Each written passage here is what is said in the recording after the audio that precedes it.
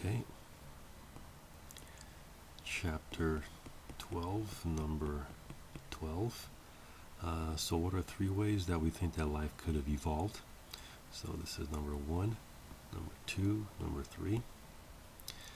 So what are those three ways? So 1, 2, 3, and those pictures are hints.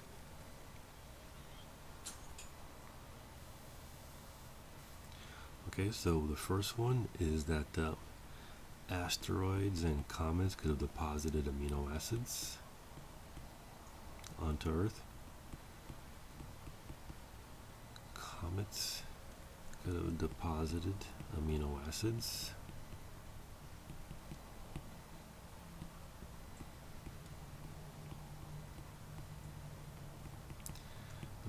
That's one way. Another one is that the basic chemicals could have already been here or were already here: water vapor, ammonia, methane, and lightning strike. Lightning could have provided the energy needed to break up these individual molecules and have them combine to form amino acids. So a quick way is just lightning could have provided the energy for the formation of amino acids. And another one is our hydrothermal vents. Hydrothermal vents. And the reason why is that here there's no sunlight, but what you have is heat and the minerals from deep within the earth, like for example iron and other minerals, and all the chemicals that you need. So this hydrothermal vents also supports the possibility that there may be life beneath the surface of Jupiter's and Saturn's moons, because there you have submerged water and near these hot areas or hydrothermal vents.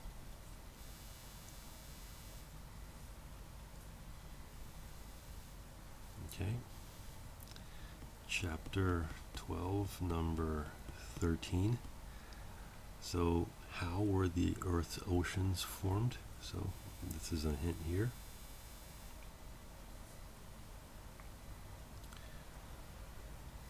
So at first the Earth was completely molten, so there was water, but it was too hot for there to be liquid water. So at first the Earth, all the water is vaporized in the atmosphere, and even as it started to cool down and solidify, the water is still present as water vapor in the atmosphere.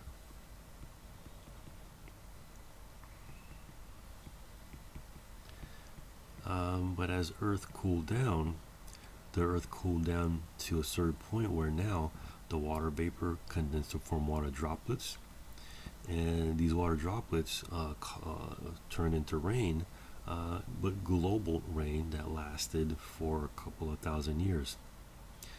So as the Earth cooled, water vapor in the atmosphere condensed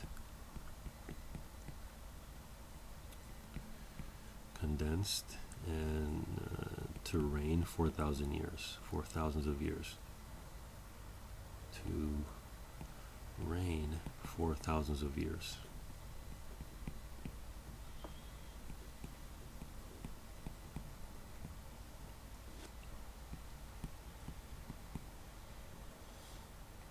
And that filled in the oceans. Okay, next question, chapter 12, number 14. So two-part question: what is photosynthesis, and what did it do for the early Earth, in the early Earth?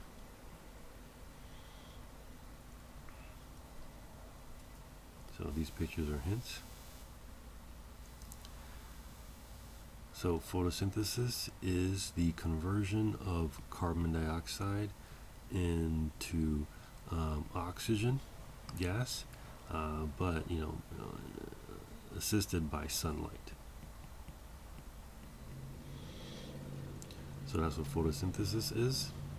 And what photosynthesis did is that here the early Earth had no free oxygen, but it had water vapor and carbon dioxide. And the first bacteria, like these blue-green algae here, what they did is that they converted the carbon dioxide into free oxygen, and that gave us our oxygen supply. So photosynthesis gave us our oxygen supply. So gave Earth its free oxygen supply, or let's say created Earth's free oxygen supply.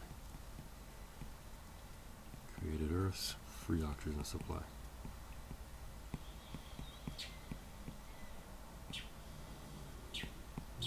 Oxygen supply.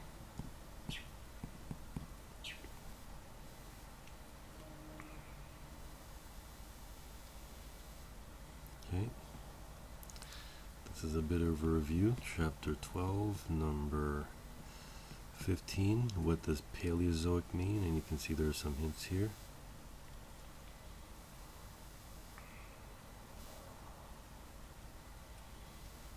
So Paleozoic means ancient life.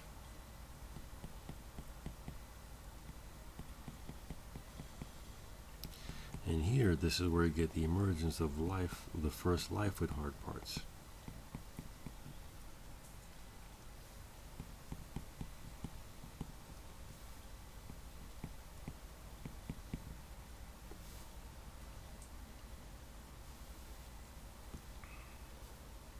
Okay, chapter 12, number 16.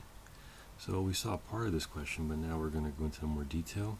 So what are 3 adaptations that allowed reptiles to become fully land-based? They didn't need to go back into the ocean anymore. So we already looked at one of them, but there are 2 more.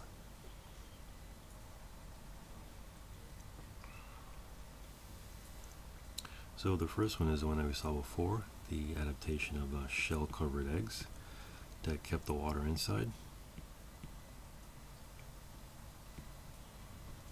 But along with that, air-breathing lungs,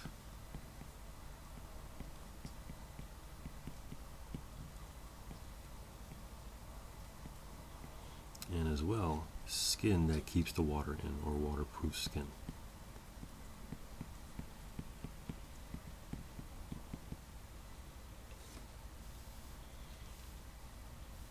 Okay.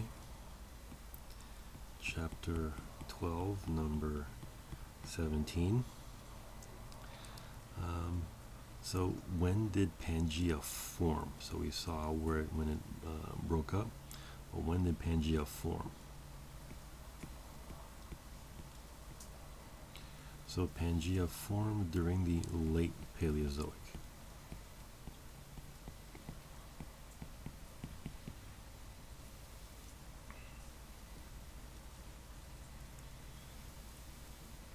Okay. Next question, chapter 12, number 18. What is the name of the worst mass extinction in Earth's history?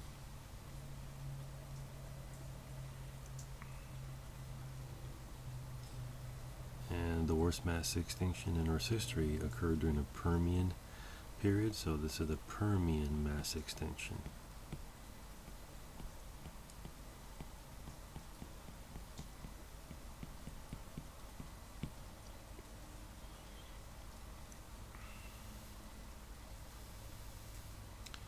Okay, next, chapter 12, number 19.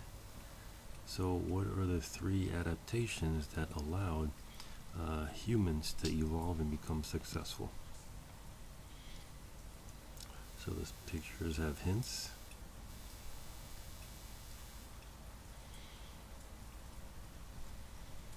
So the adaptations were that humans evolved from apes that were able to walk on 2 feet. So walking on 2 feet. Walking on 2 feet means that you're conserving energy by having your body weight lined up. And also walking on 2 feet allowed early human ancestors to walk over long distances or to travel long distances. And as they traveled over long distances, they ate whatever they found. So, hunting and gathering while walking over long distances. Hunt and gather while walking over long distances. While walking over long distances. And walking over long distances and eating whatever you find means you get a varied diet, which included fat and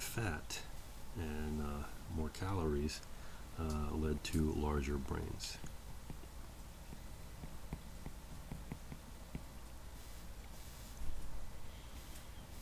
Okay, so this completes the review for chapter 12.